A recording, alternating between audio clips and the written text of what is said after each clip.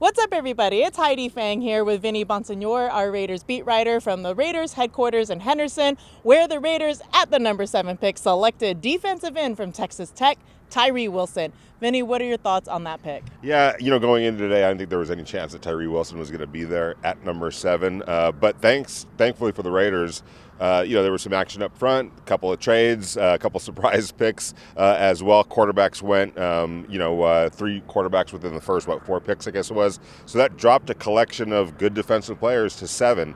I think they would have been happy with a Devin Weatherspoon, who went to Seattle at number 5. Paris Johnson, the tackle, who went a pick ahead of them.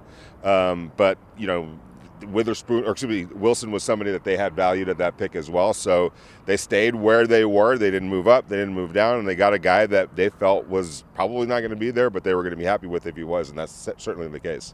Ultimately, he seems like somebody that can grow behind Chandler, grow behind Max Crosby, of course. He said that he got a great feeling coming in here to the headquarters. So when you look at somebody like him, it seems to need some more development, some work. He actually talked about some of those things in the clip when he joined us via Zoom. What do you think is the best case scenario for him right now in terms of the defensive scheme that Patrick Graham runs? Yeah, I think he comes into a pretty good situation because, A, he's got Max Crosby on one side and, of course, Chandler Jones on the other side. And I think he's going to find some snaps in relief of Chandler Jones and in the relief of Max Crosby to be able to allow all 3 players to be fresh, and that's kind of what you're looking for, and especially in the case of Chandler Jones, who I think the Raiders want to try to limit his snaps this year or cut him down from last year, and hopefully get a better return from him playing less, not more. And then eventually he'll be the heir apparent to Chandler Jones. So the one thing, of course, he's got some development. Dave Ziegler talked about that in the press conference afterwards.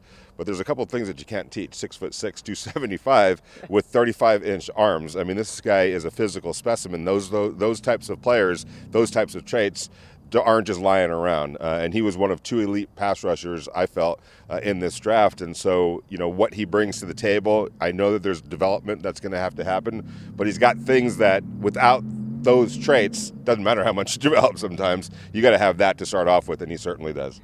Lots of versatility. Let's hear from Raiders general manager Dave Ziegler on those traits right now. Being able to have some guys that can pressure the quarterback, disrupt the pocket, and have more guys that can do that in phases, if you will, I think is valuable. The other thing I would add is we thought that he was extremely versatile. Yeah. So this is a guy who played all across the front.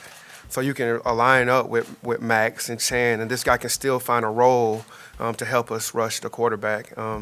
He's even seen dropping in some clips, so we were excited about that as well.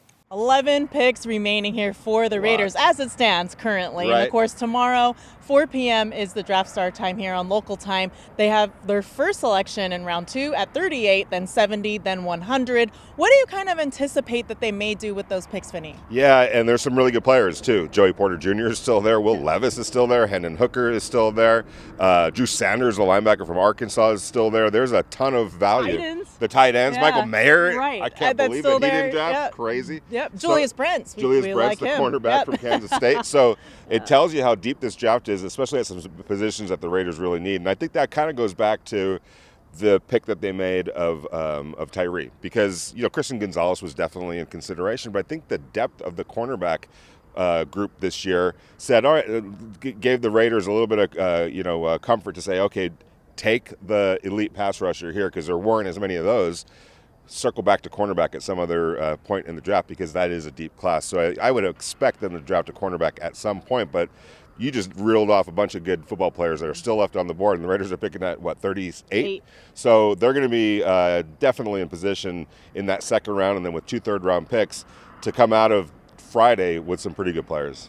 Right. There you have it, and we will be with you throughout the NFL draft from Raiders headquarters, as well as in our studio with Cassie Soto, Adam Hill, Vinny Bonsignore, Sam Gordon, Ed Greeny. All of our Vegas Nation crew will have you covered, so make sure to keep up with all of the latest, our fast takes and smart coverage at vegasnation.com.